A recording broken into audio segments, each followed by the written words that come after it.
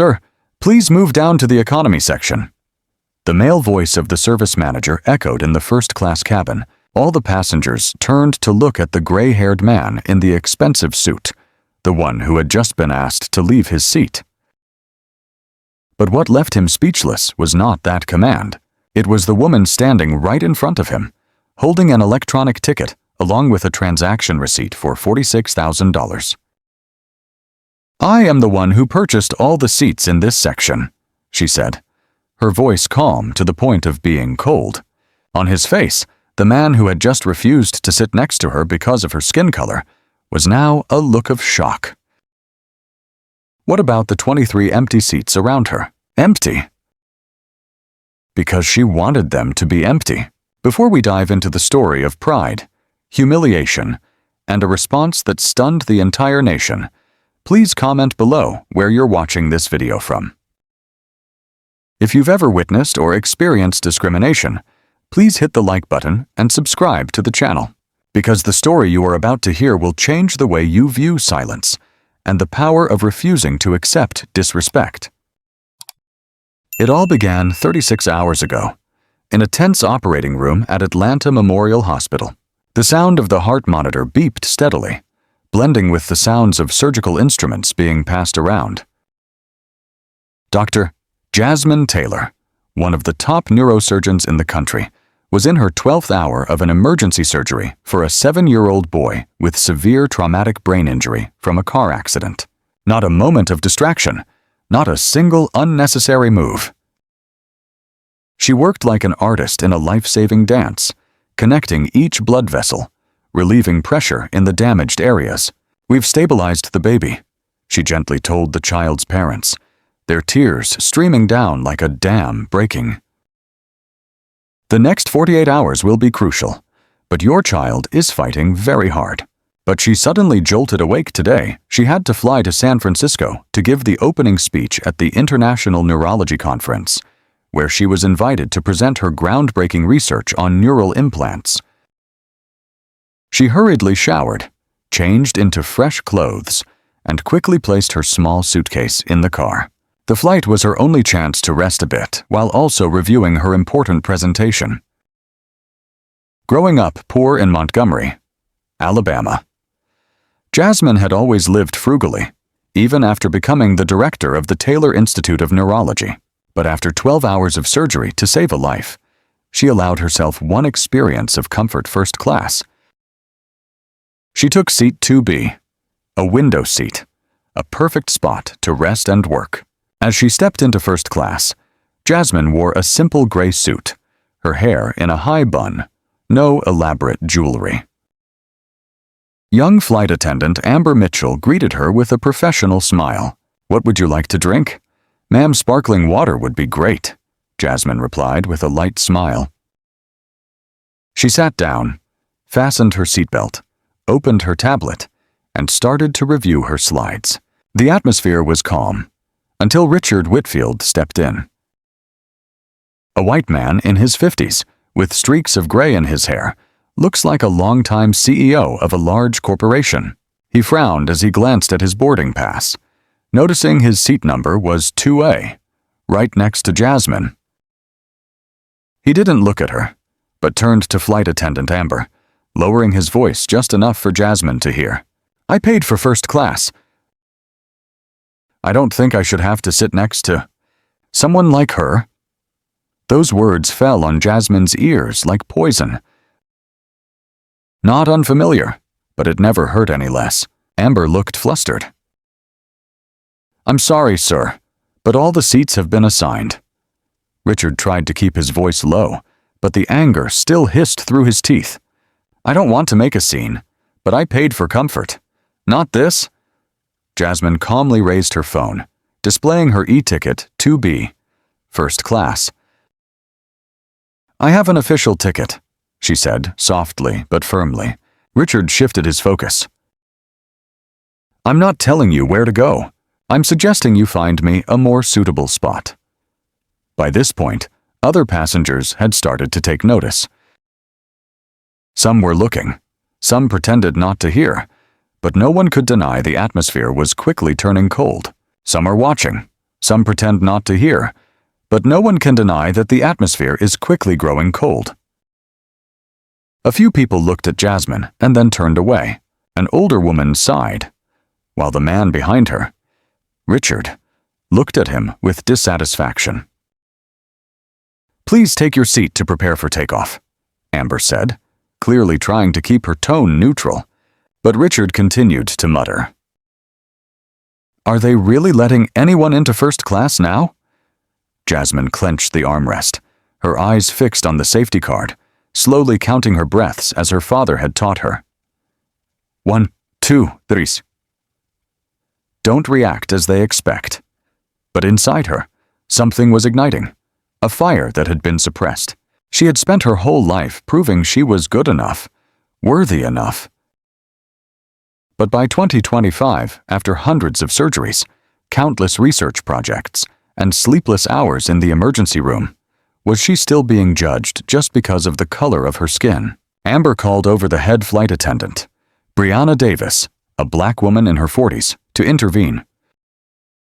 As soon as she approached, Brianna immediately recognized Jasmine. "Dr. Taylor." "My grandson was saved thanks to your method." The unexpected greeting was like a lifeline thrown into the storm, but Richard interrupted right away. "This isn't about qualifications. I don't discriminate against anyone. I just pay to be comfortable." Brianna smiled gently. "Can you clarify what makes you uncomfortable?" I don't like this place. That's my right, isn't it?" Richard hesitated, feeling all eyes on him. Brianna stated clearly, "If you find it unsuitable, we can arrange for you to move to economy class." "Economy class?" "I paid for first class." "Then please take your seat so we can depart."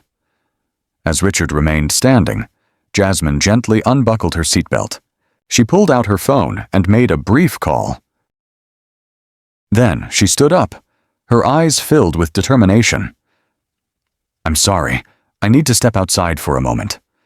As Jasmine exited the first-class cabin, the passengers watched her, some curious, some confused, and quite a few indifferent, as if this were just a minor inconvenience in a crowded flight. But no one knew that the brief call she just made would become the turning point of the entire story. She didn't call a friend. She didn't call a lawyer. She didn't call the media. She called directly to the senior customer service representative of the airline, a man named Thomas Wilson, whom she had assisted during an emergency neurosurgery for his nephew last year.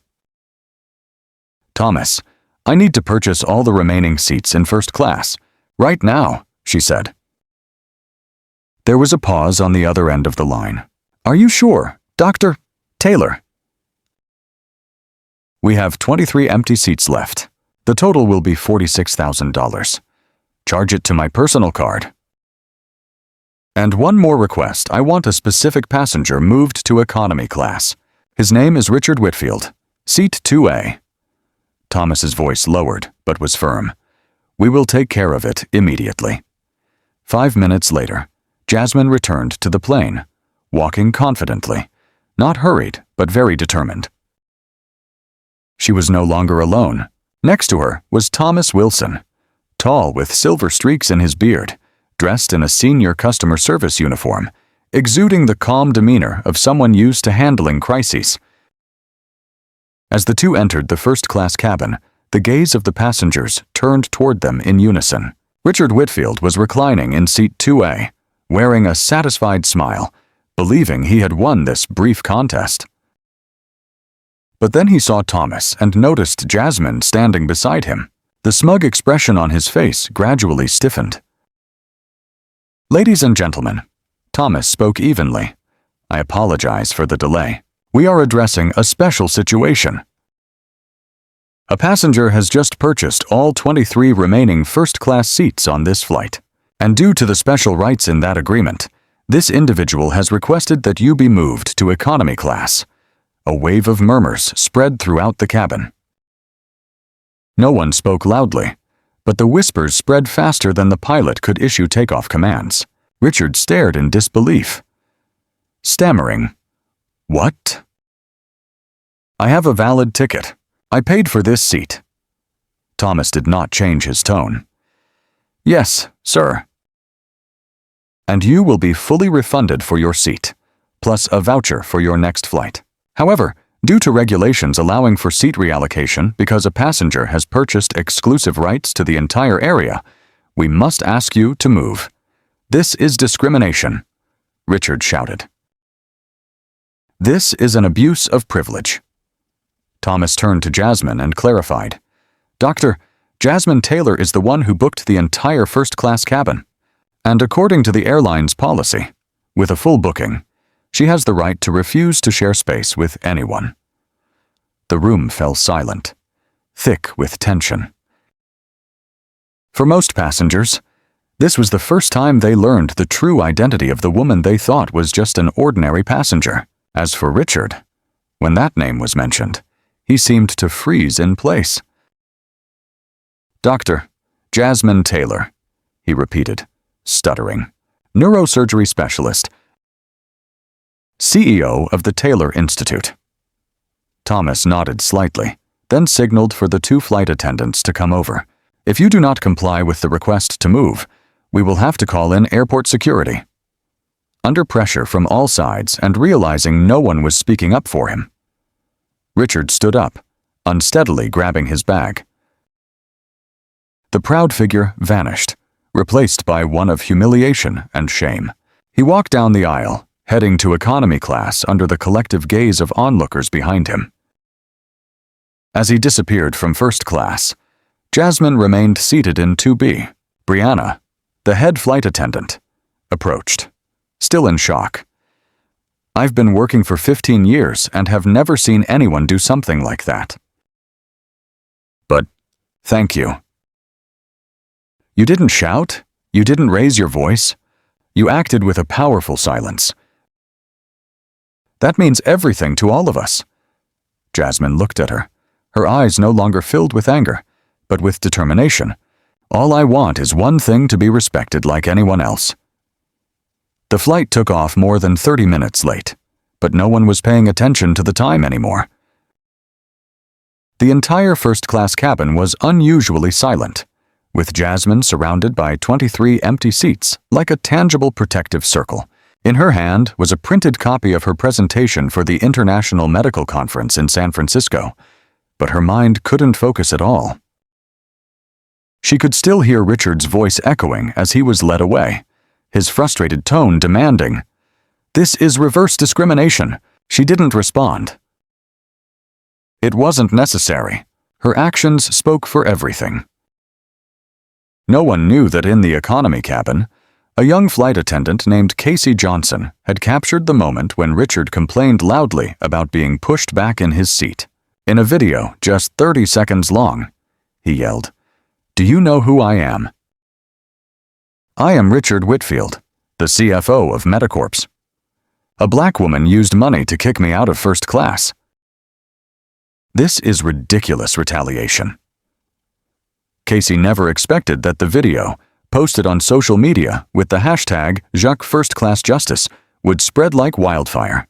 By the time the plane hadn't even crossed Colorado, the clip had over 1 million views. The media began to take notice, and netizens started searching for the identities of the two main characters in the video. By the time the plane landed in San Francisco, Jasmine still had no idea she had just become the center of attention across the country. It wasn't until she stepped off the plane and saw a group of strangers waiting at the gate, holding up their phones to take pictures, that she realized something was very different. "Dr. Taylor, did you really spend $46,000 just to get a man removed from first class? What do you think about the reverse discrimination allegations? Are you using your fame to retaliate?" Questions came pouring in from reporters who weren't invited. Jasmine instinctively stepped back, taken aback by the sudden media frenzy. An airport security officer appeared, gently guiding her away from the crowd and taking her to a private exit. Her phone buzzed continuously. Hundreds of messages, emails, social media notifications, mostly from accounts she rarely used. One call displayed Benjamin Foster, her close colleague at the Taylor Institute of Neuroscience. "Jasmine, you just hit the airwaves on CNN." "The whole country is talking about you," he said over the phone, his voice half excited, half worried. "The video of him being moved is going viral. Both your identity and his have been exposed. You've become a symbol now." She never expected this. She just wanted to respond properly, without noise, without fuss. But now, her actions were being discussed, shared, and even fiercely debated by the whole nation. Some people hailed her as a hero for standing up against discrimination. But some others, especially conservative media, labeled her as the colored female doctor abusing privilege. That evening, at the St. Regis Hotel, Jasmine was taken to a high-floor suite, isolated from the group of reporters gathered in the lobby. She opened her email. Dozens of interview requests from CNN, NBC, Fox News, but the most notable was an email from Elizabeth Chen, director of the Neurology Conference. "We are concerned that the incident might overshadow the professional content of your speech tomorrow," Elizabeth wrote. "Please call me tonight to discuss a suitable presentation approach." Jasmine closed her eyes and sighed. She understood she was about to face a much greater challenge, not just to maintain her honor, but also to protect her career, research, and the future of the institute she had built. Jasmine sat still in the luxurious hotel room, her eyes glued to the phone screen. The world outside felt cut off from her, except for the continuous sound of notifications. She opened her voicemail, finding over 30 unheard messages. Skimming through the emails, she realized that those who were once allies were now keeping their distance. Some department heads who had collaborated on research suddenly canceled appointments, citing personal reasons. Some even expressed directly that they were concerned about media attention affecting their academic reputation. And then there was the email from Elizabeth Chen, polite yet cold, asking her to reconsider the presentation to align with conference expectations. That night, Jasmine couldn't sleep. She sat on the bed, her back against the headboard, laptop on her lap, and a draft of her speech in front of her. She knew that if she kept the content the same, focusing only on the science, she would avoid any trouble. But she also understood that this silence meant acceptance. Acceptance of how people made those like her feel unwelcome and unworthy of their position. She recalled her father's words as he led her out of the riverfront restaurant all those years ago. "Your posture is your weapon. Keep it straight." The next morning, Jasmine chose a discreet, neat navy blue suit, without any flashy jewelry. She entered the conference center in an unusual silence. Those who once greeted her with warm hugs now only nodded slightly or turned away as she passed by. She could hear fragmented conversations every time she approached. The polarization was clear. For a moment, she spotted Richard Whitfield standing at the end of the hallway, chatting with a group of neatly dressed individuals. She looked directly at him, not blinking. Richard caught her gaze, smirking, not quite a smile, but more like a challenge. The conference room was quieter than expected. Many empty seats, something that has never happened at an opening session with Jasmine speaking. In the back row, Richard had taken his seat, notepad ready, as if preparing to jot down everything she said. Elizabeth Chen stepped up to the podium, her voice tense. "Please welcome our keynote speaker, Dr. Jasmine Taylor, who has pioneered research in brain neuroregeneration." The applause was sparse, polite, but not enthusiastic.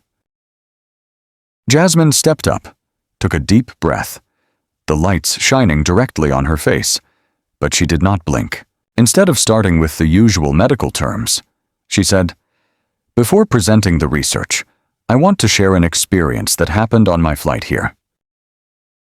Not because I want to politicize this forum, but because I believe that science and humanity are inseparable." Below, a few murmurs arose. Elizabeth looked at her as if pleading for her to stop.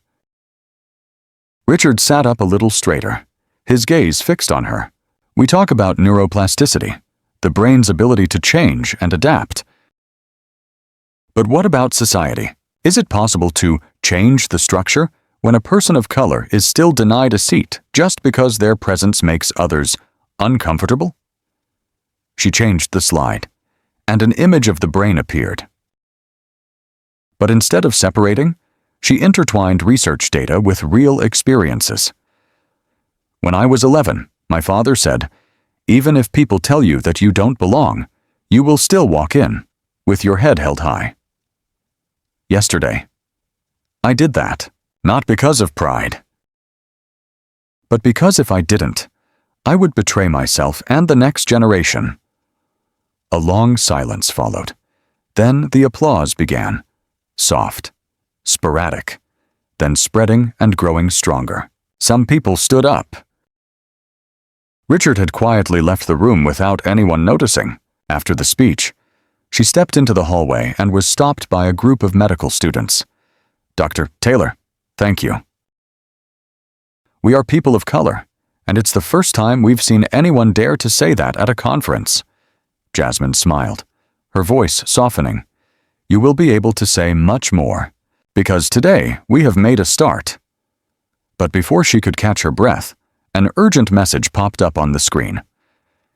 Richard Whitfield, CFO of Medicorp, has announced he will sue Jasmine Taylor for defamation and harming the company's reputation. Jasmine stared at the words. The real battle has just begun. Jasmine sat frozen in front of her laptop screen, her hand instinctively gripping the untouched coffee cup. The subject line in her lawyer's email, Sharon Lewis, is brief, but carries a heavy weight. Richard Whitfield has filed a lawsuit.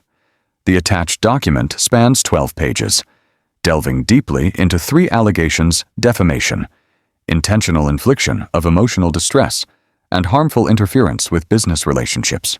The claimed damages amount to $15 million. Jasmine knew from the moment she stood up on that flight that Richard wouldn't let things rest, but she never expected him to play such a malicious move, using the legal system as a tool for revenge and to stifle her voice. During the online meeting with her lawyer and close associate Benjamin, the atmosphere was tense as a string. "This isn't a typical lawsuit," Sharon stated.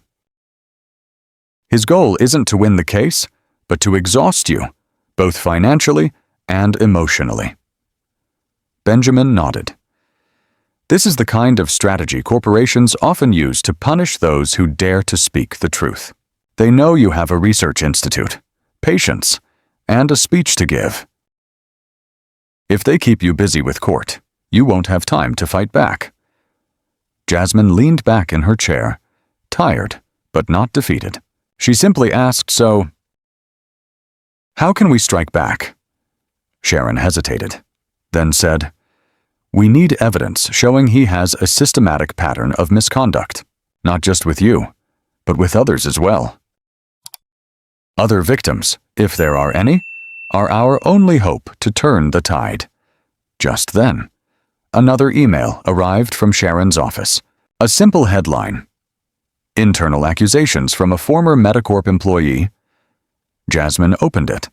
Her heart raced as she saw 3 separate letters from 3 different women, all former employees who had worked directly with Richard. They recounted being called color embellishments, being pushed off projects just for being too sensitive, and meetings where every suggestion of theirs was mocked or dismissed without reason. One of them, Lydia Parker, had been Richard's executive assistant for nearly 2 years. In the email, she attached copies of internal emails where Richard referred to a minority candidate as a quota hire and mocked female leaders as emotional burdens. Sharon finished reading and exclaimed, "If these documents are made public, this lawsuit will turn around." But there was a big problem. All the letter writers were bound by NDA agreements issued by Medicorp. If they come forward, they could be sued. Jasmine looked down at her hands, feeling helpless as tears threatened to spill. She whispered, They're scared, just like I used to be. And now, if I step back, who will protect them?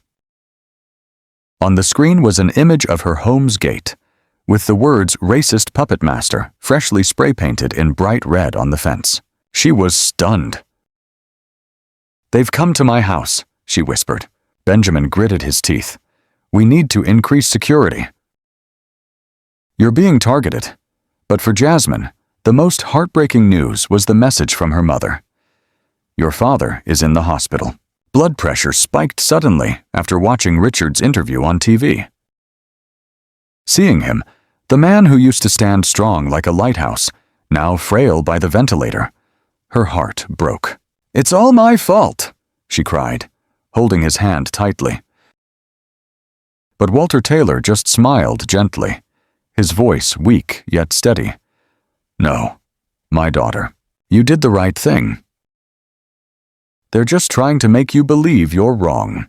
The draft of the apology was ready on the screen, a way to step back with honor, keep the research institute stable, and protect her father's health. But just as her finger was about to hit send, a small voice chimed in beside her. "You're Dr. Taylor, right?" She looked up to see a girl about 12 years old, holding an old anatomy dictionary. "I'm Zoe.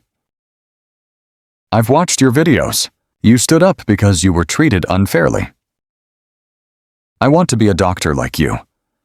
Jasmine looked into those bright, sparkling eyes, and suddenly everything became clear. She couldn't back down. Not just for herself, but for a whole generation like Zoe, waiting for someone to lead the way. Without hesitation, Jasmine closed her laptop.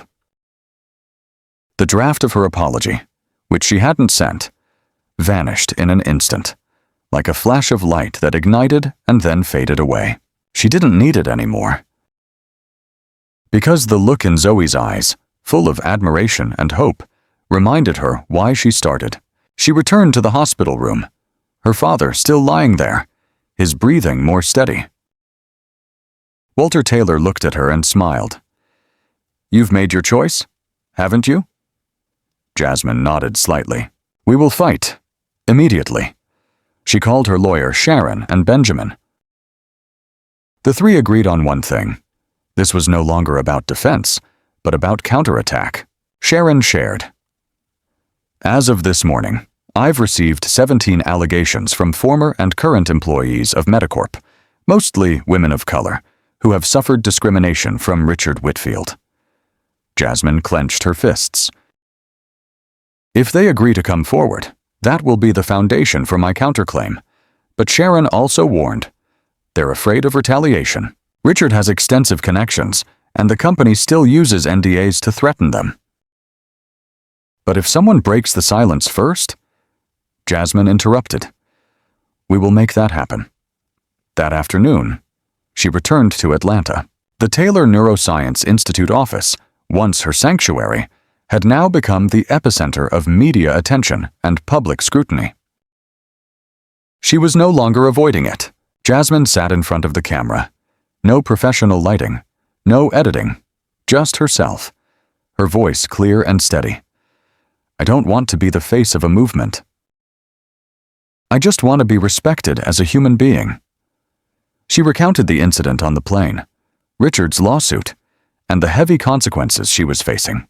"But if I back down, then those weaker than me will have no one to rely on." The video was posted on her social media account, which had been almost empty, and within hours, it spread like wildfire. The hashtags "Stand with Jasmine" and "Dr. First Class Justice" appeared everywhere. Former patients shared stories about how she had once saved their lives. Doctors of color, both in and out of the United States, began sending letters of support. A joint statement from over 200 medical professionals of color was released.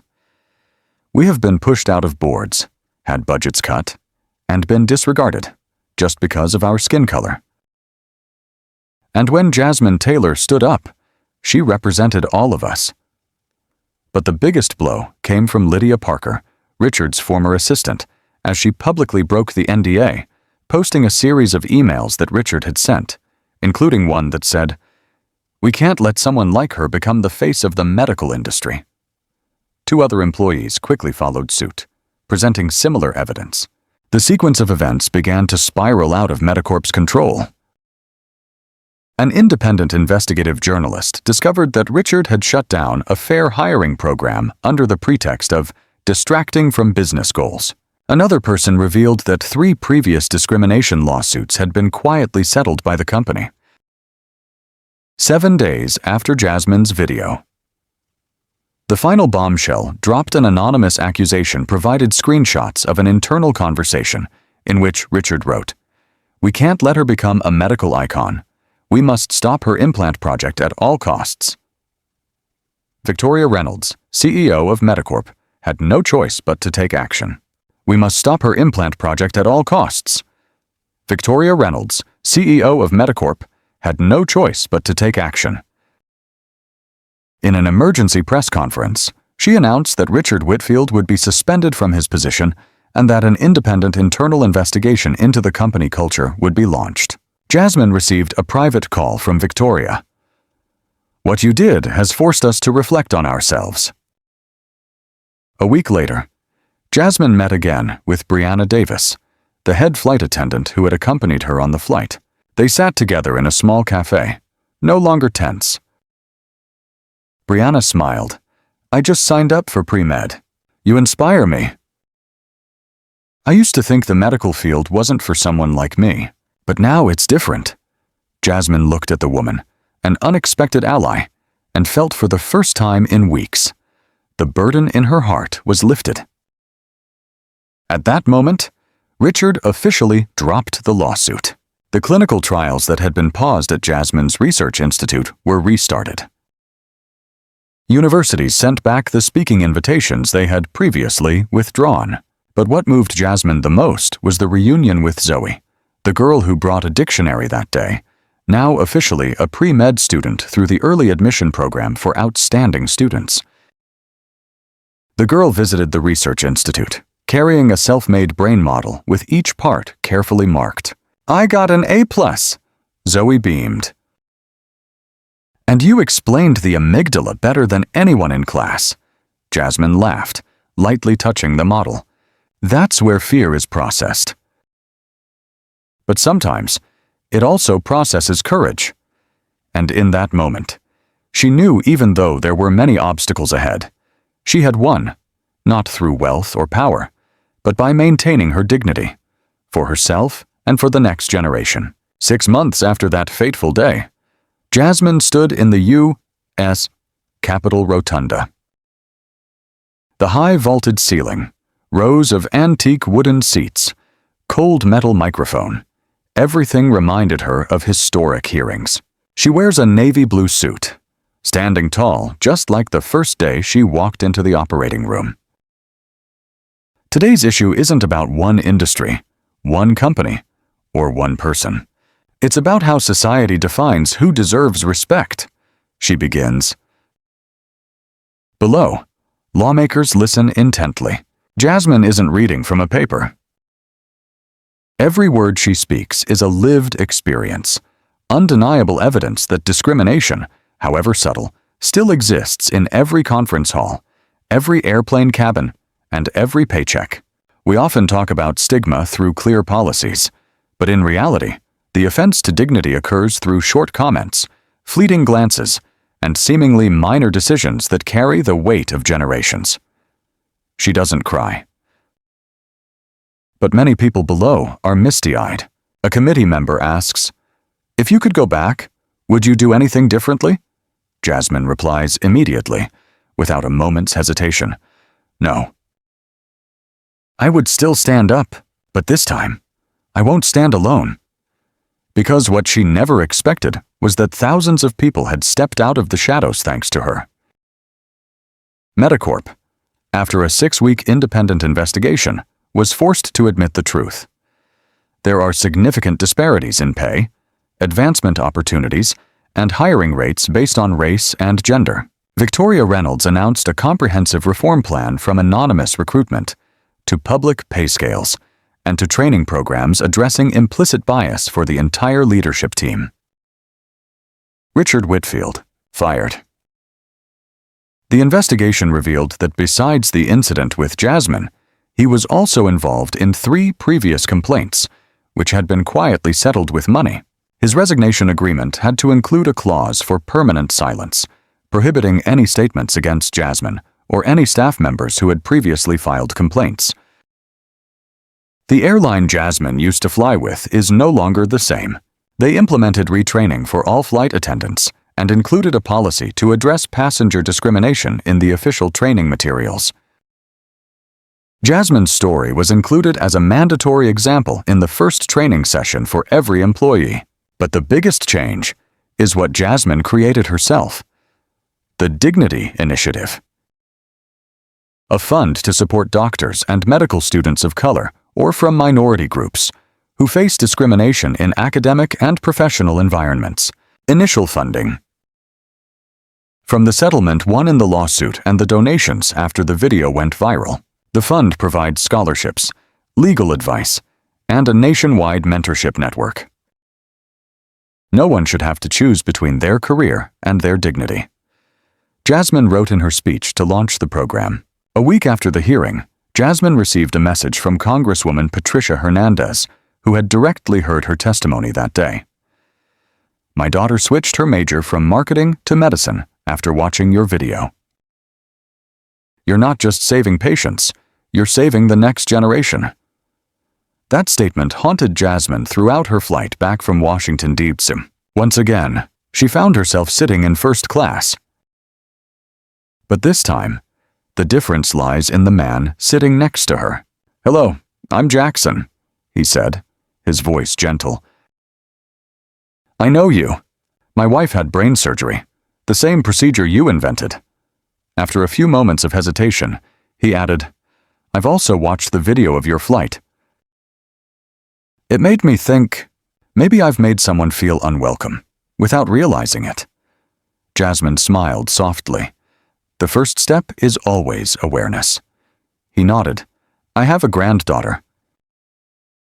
I want them to grow up in a world where skin color doesn't matter as much as character. No need for drama. No need for winners or losers. Just listening." And that made Jasmine feel a change deeper than any law could bring. And then, the circle closed when Jasmine met Zoe again, now an official student in the pre-med training program. "I got accepted for an internship at Atlanta Memorial Hospital," Zoe shouted excitedly. "I'll get to observe real surgery." Jasmine hugged the girl, overwhelmed with emotion. "Mom said I wouldn't have this opportunity if it weren't for people like you, those who dared to open doors for others." Jasmine suddenly remembered her father's words while she was in the hospital. "Every generation has to fight, just on different fronts." She smiled at Zoe. "So keep those doors wide open and bring as many people with you as you can." They sat together, studying about the brain. Jasmine quietly looked at the tiny amygdala model on the table, thinking to herself, "This is the true top tier, not airplane seats, but the unwavering courage." She chose dignity, and from that choice, a whole new generation opened up. The fateful day at Congress was not the end. It was just the initial dissection of a social tumor that had been simmering for too long. And Jasmine, a neurosurgeon, understood well to heal. One must dare to cut deep. She began to appear more frequently at workshops on healthcare and business reform. But strangely, for the first time, people no longer referred to her just as the successful woman of color doctor or the inventor of the brain implant device. They referred to her as a symbol of resilience and also as a living witness to how power can be abused to suffocate the dignity of others. Jasmine could not escape the hesitant glances. Some saw her as a flag, while others viewed her as a dangerous flame. But she did not back down. One evening, in the small conference room of the Taylor Neuroscience Institute, she and Benjamin, her close associate, sat reviewing the report from Medicorp's internal investigation team. "Over 40 former employees have reached out," Benjamin said, Half of them have signed NDAs. But many people are starting to want to break the silence. Jasmine nodded. It's time to turn data into change. The mission was not just to mount a legal counterattack against Richard Whitfield, but also to take on the entire system that nurtured other Richards. Sharon, the lead attorney, was the first to propose a solution. We won't sue individuals. We will sue all of Medicorp, based on the organizational model that nurtures bias and injustice. But to do that, they needed evidence. Then, an email came from a woman named Lydia Parker, a former assistant director at Medicorp, that changed everything. The letter contains copies of emails that Richard sent, including lines like, "Don't let diversity quotas affect the quality of hiring," or "No one wants to be managed by someone emotional like female leaders." Those words are traces of a sick system wrapped in a professional facade. But at that moment, Jasmine was warned Medicorp might hire the media to take you down. Sharon said, "They have close ties to some television networks. You need to prepare for personal attacks, from your past, family, to even your private life." And that quickly happened. Within a week, a series of blogs and in-depth analysis websites released articles. Jasmine Taylor, a product of the racially biased system, is she exploiting discrimination to boost her reputation? One site even dug up an image of Jasmine at 21 during a protest for immigrant rights, labeling her as dangerously politically charged. Jasmine was stunned when she read that article in the office at midnight. She recalled her father's words. "As you get closer to the truth, the noise will grow louder." She turned off the screen. She took a deep breath and opened another tab, a video of thousands of parents who once thanked her because the implant technology saved their children's lives. Not a single line in the attack articles mentioned that. The next day, Jasmine stepped onto the stage at the annual medical conference with over 500 doctors, researchers, and students in attendance. Her speech was not just about brain technology. It's a map for a fairer future in public health. We can't just do brain surgery. We have to operate on the system. We can't just provide therapy. We have to reset the diagnosis for society, she said amidst the initial scattered applause, which erupted at the end. From the auditorium that day, a third-year neuroscience student wrote online, "I used to think that stigma was a sociological issue. Today, I realize it's a collective neurological wound, and I want to be a doctor who heals it." That statement was shared hundreds of thousands of times. When Jasmine returned to the hospital, a group of students came to visit her. Among them was a young man of Asian descent who had applied for residency 3 times without success. They said, "I lack leadership qualities, but I know what they really mean." Jasmine invited him to sit down. "You will become a leader when you dare to look at injustice without turning away." And you just did that. Jasmine understood this fight was no longer between her and Richard. It was a battle to reclaim the right to define human worth, not based on skin color, lineage, or position, but on the courage to confront toxic silence. The morning after the speech at the medical conference, Jasmine woke up to a mailbox filled with invitations, television interviews, international workshops, and even a nomination for a prestigious award in the field of medical innovation. But among those beautiful lines of text, there was a brief email from the secretary of one of the largest sponsors of the research institute she was running. "We request an urgent meeting to discuss the future direction of the Taylor Institute. Full attendance of the board of directors is mandatory." Jasmine finished reading, put down her phone, her gaze heavy. She knew what was about to happen. The meeting took place 2 days later, in the glass conference room of a luxury hotel in the downtown area. Seated around the table were 8 people, 7 white men from major medical investment funds and 1 brown woman representing an academic organization. No one started with congratulations.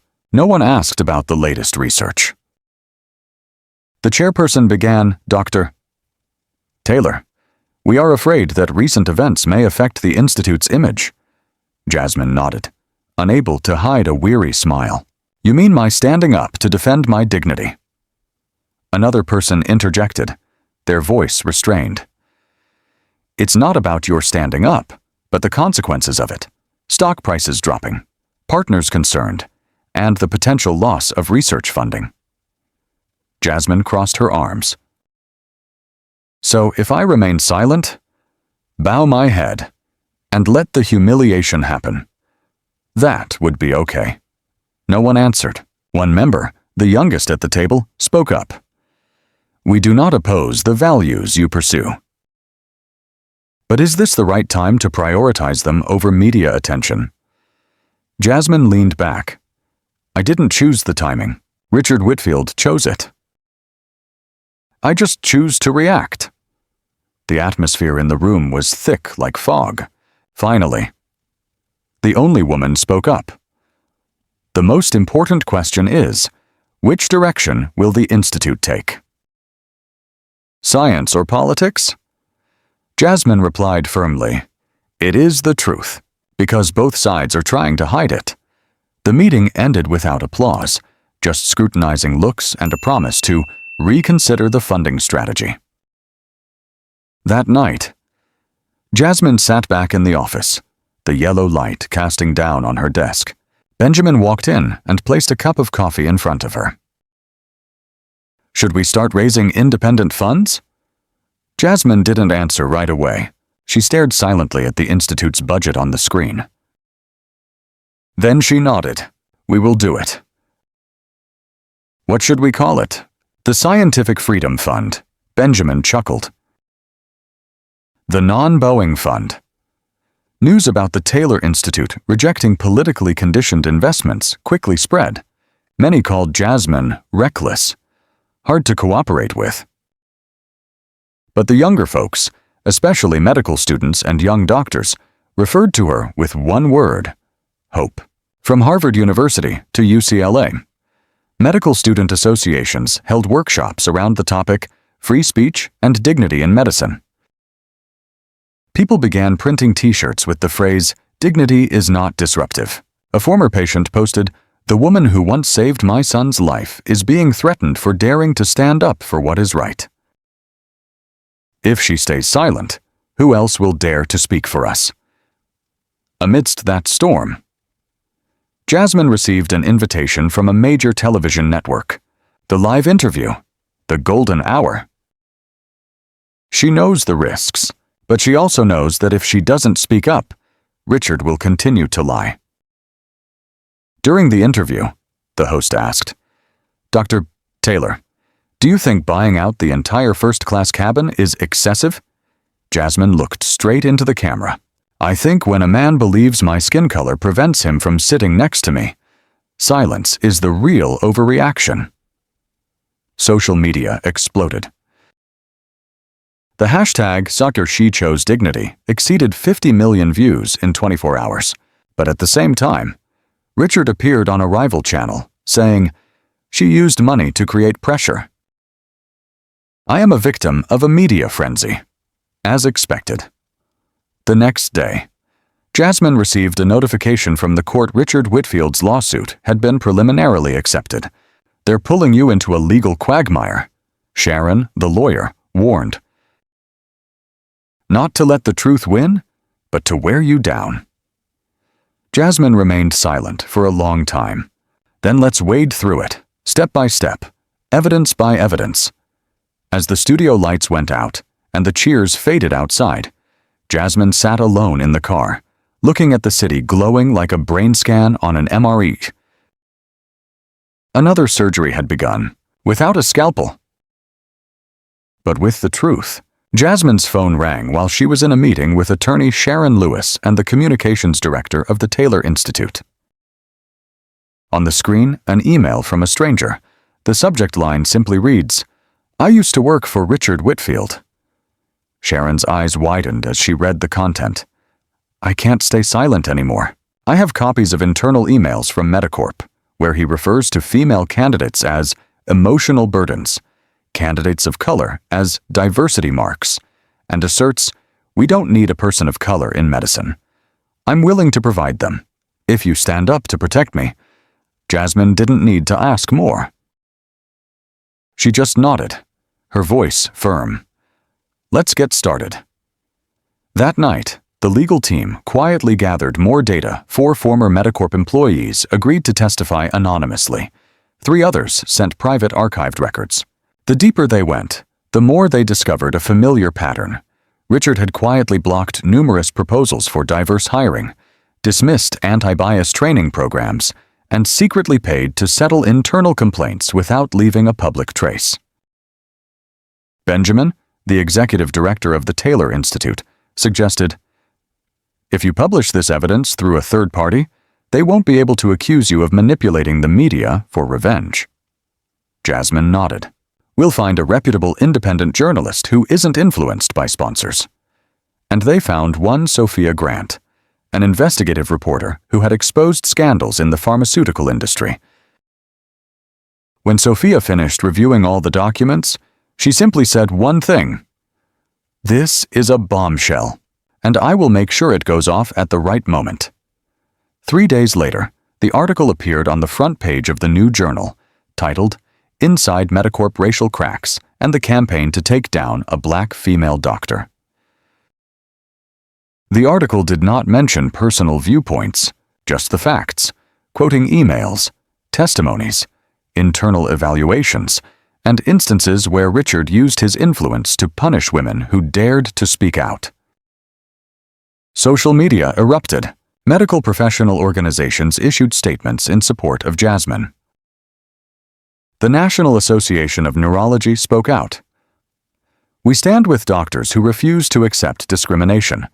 The hashtags Medical Justice Now and I stand with Dr. Taylor exploded. Richard reacted as expected. He held a press conference, his face serious beside his lawyer. "I deny all accusations. This is a personal smear campaign. I have dedicated my life to medicine and do not deserve to be treated this way." But when a former administrative assistant named Lydia Parker stepped forward on live television, holding a printed board of verified emails, public opinion shifted entirely in favor of Jasmine. Lydia's voice trembled. "I stayed silent for 4 years out of fear of losing my job. But then I saw a doctor being publicly attacked just for refusing to back down. And I knew I couldn't stay silent any longer." Richard's attack began to backfire. Medicorp's stock continued to plummet. Investors pressured the board of directors.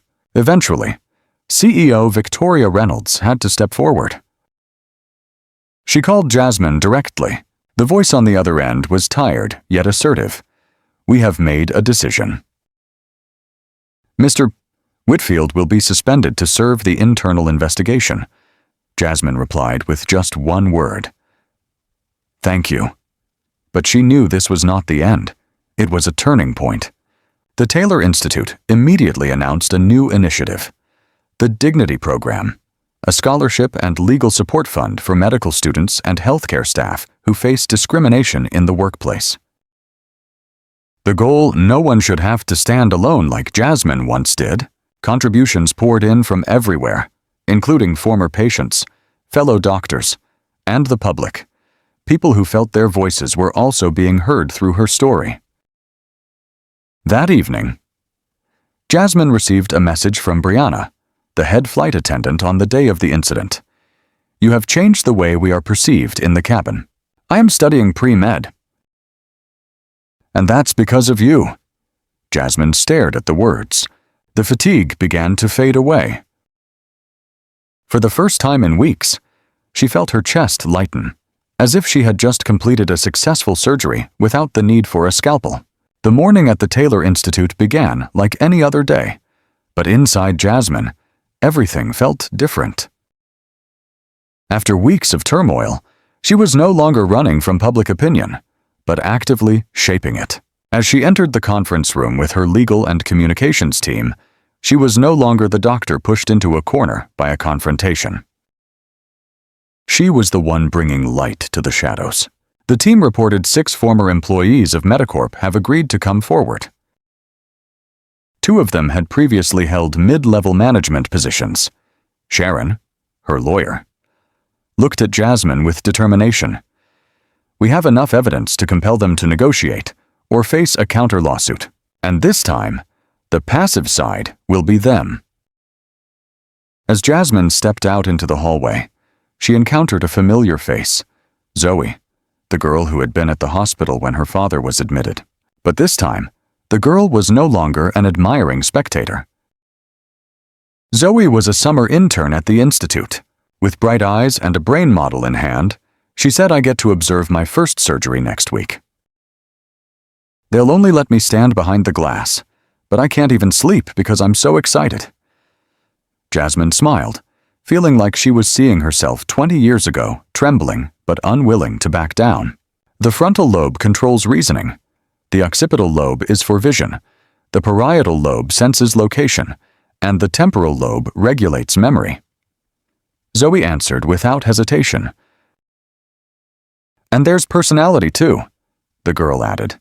Jasmine nodded. "That's right." "And courage as well." That night, when everyone had gone home, Jasmine stayed alone in the office. She opened her email, reviewing the invitations that had been sent: the European Medical Conference, a TED Talk, the Global Women's Leadership Conference. There was a time when she thought those doors had closed forever. But now, not only are they open, they're wider than ever. However, not every invitation came with good intentions. An email from Medicorp, not from Richard, but from CEO Victoria Reynolds. Subject: About the next step. The message was brief. "I want to meet with you. No lawyers, no media, just 2 women talking." Jasmine considered it. A part of her wanted to refuse immediately, but then she remembered her father's words: "A strong person is one who dares to walk into the room that no one wants to enter." 2 days later, they met in a private conference room at Medicorp's office in Atlanta. Victoria arrived first, dressed simply, without an assistant. "Thank you for coming," she said, pouring Jasmine a cup of green tea. "I came for the employees you protected," Jasmine replied. "Not for Richard," Victoria sighed. "Because women like me have been silent for so long. And then came the moment when I couldn't stay silent anymore. Seeing you, I see the reflection of who I used to be, but I have power. You have influence. The 2 of those, when combined, can change the entire structure of the industry." They discussed for 2 hours, not just about the lawsuit, but also about the system. Victoria proposed, "Establish an independent diversity and equity council led by Jasmine, funded by Medicorp, but not under internal control." Jasmine replied, "If I do this, it won't carry the company's name. It will be called Dignity Initiative, because what we lack is not budget, but dignity." Victoria nodded. "And for the first time in 20 years, I believe that our company is changing." The meeting did not end with a handshake, but with a promise that the voice Jasmine ignited would not only be respected, but would become the foundation for institutional change. Back at the institute, Jasmine summoned the entire medical and administrative team. She stood in the middle of the hall, without slides, without a script. "I want to talk about 2 things: the work we are doing, and equity. We are not just healing physical wounds, we are healing the invisible wounds of stigma, silence, and fear. And we will do this not only through surgery, but by the way we treat each other every day." A round of applause erupted, this time not for fame, but for the woman who dared to endure pain to protect what is right. Jasmine is no longer the doctor labeled as too sensitive or abusing power. She is the one changing the standard. And as she steps out of the hall, she doesn't walk alone. Behind her is an entire generation moving forward. Washington, D.C., the Capitol building. The cold marble walls, the statues of long-gone lawmakers, the bright surgical lights, all create the solemn atmosphere of a national hearing. Jasmine Taylor, doctor, founder of the Taylor Neuroscience Institute, the woman who was once denied a seat in first class, enters the main hall with a hearing invitation in hand, bearing the signature of Congresswoman Patricia Hernandez, chair of the Committee on Discrimination and Corporate Accountability. At the podium, Jasmine brings no PR team, no rigid script, just her experiences, and her voice, neither trembling nor angry, resonates clearly. Dear members of Congress, the issue we are discussing today is not just an individual act. It is a structure, maintained by silence, adorned with polite language, and justified by what is called customer privacy. But in reality, it is a system of categorizing people, determining who is worthy and who is not. She presents the numbers, the studies, and the similar cases that were covered up. She shows the connection between power disparities, subtle discrimination, and the long-term consequences for public health. Your presentation was not a speech, but an accurate diagnosis of a society suffering from an invisible disease called systemic discrimination. When she finished, the entire auditorium was silent. Congresswoman Hernandez, a Latina woman who was once a human rights lawyer, was the first to speak up. Dr.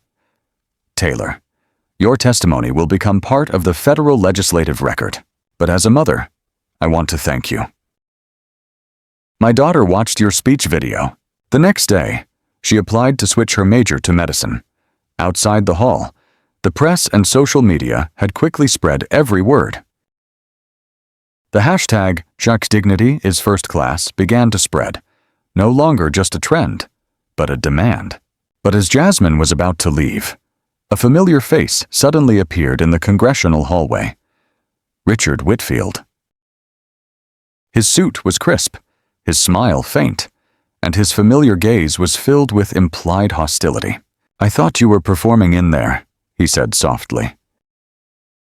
This time, the stage is bigger, but remember, I still have friends everywhere. And I haven't forgotten about this. Jasmine looked directly into his eyes. You don't need to remind me. Men like you always remind others of fear, because they have lost something greater respect. As he turned away, a security staff member approached Dr. Taylor. Are you okay? Jasmine nodded. I used to be afraid. But not right now. A few days later, at the Georgia State Capitol, Jasmine and the founding members of the Dignity Initiative announced a scholarship program specifically for students of color and women in rural areas. A new sign was placed in front of the hall. Taylor Workshop, where voices are no longer silenced. She was the first to sign the pledge against discrimination in medicine, and within 24 hours, more than 500 doctors nationwide had followed suit. That evening, in first class on the flight back to Atlanta from Washington, Jasmine was not sitting alone for the first time. The person sitting next to her was an elderly man with gray hair, wearing an old shirt. My name is Jackson, he said, shaking her hand with a friendly smile. My wife had a surgery similar to the technique you're studying. He hesitated. And I think I should say this. I used to be someone who didn't understand, but seeing you stand up, I started to think differently. Now I have grandchildren, and I don't want them to grow up in a world where a woman like you is pushed away from the seat she earned through her own efforts. Jasmine smiled, her hand resting on the empty seat beside her. No need to buy up all the seats anymore. This time, the world had begun to make room for dignity.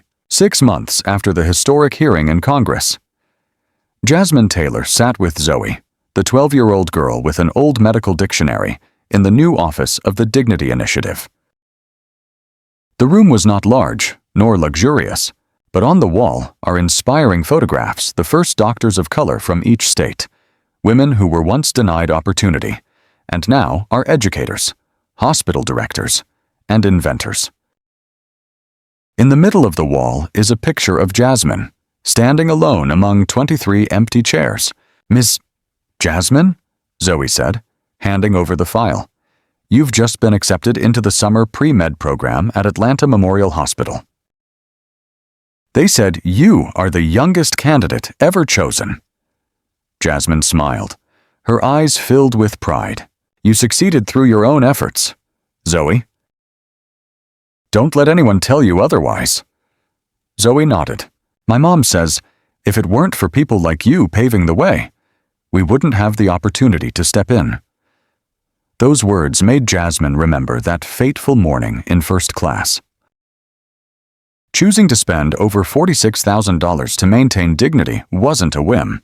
It was the result of decades of witnessing her mother being denied a seat in the boardroom, her father being denied a place at the formal dining table, and herself being doubted at every gate of achievement. Those empty chairs that day have now become a symbol. They appear in law classrooms, flight attendant training materials, even in the president's speech about equality in service. The Richard Whitfield lawsuit was withdrawn after a number of former employees spoke out, refusing to stay silent under NDA pressure. Medicorp's internal investigation forced him to be permanently terminated, along with a statement announcing a comprehensive overhaul of the HR department. In a final interview, CEO Victoria Reynolds said, "We used to think that dignity was just a slogan, but then Jasmine Taylor made us realize it has to be a policy." What about Jasmine? She didn't become a politician. She also didn't accept a brand ambassador role. She is still a doctor, a mentor to medical students, coordinating internships for students of color, and running workshops on neurology intertwined with social equality issues. From Medicorp to the airline that once put her in the spotlight, organizations now cite her case as a model for learning. She is no longer referred to as the woman who bought up all the first-class seats. She is known as the one who redefined the true value of a seat in society. One spring morning, Jasmine accepted an invitation to speak at Zoe's high school. In the small auditorium, among the old plastic chairs, she recounted the story of that day, without embellishment, without outrage, just in a genuine tone. When she finished, a student stood up and asked, "Do you regret it?" Because back then, if you had just stayed quiet, everything wouldn't have exploded like that. Jasmine thought for a moment and replied, "Back then, I could have stayed quiet. But if I had done that, the path you are walking today might still be closed." After the program ended, she stepped into the hallway and met Zoe's mother. The woman took her hand. "My daughter used to be shy, always thinking of herself as a shadow. But ever since it saw her on TV, it started to sit up straight, speak louder, and dared to ask, 'Why not me?' She gave it the language to believe in itself." That night, a message from the International Human Rights Organization arrived in Jasmine's inbox. She was nominated for the International Civil Rights Award, given to individuals who changed the world not through weapons or political power, but with a single act of unwavering courage. Jasmine doesn't care about the award. But she felt warm inside, knowing that somewhere, an act once seen as showing off wealth has now become a vivid example of choosing not to compromise dignity for the sake of comfort.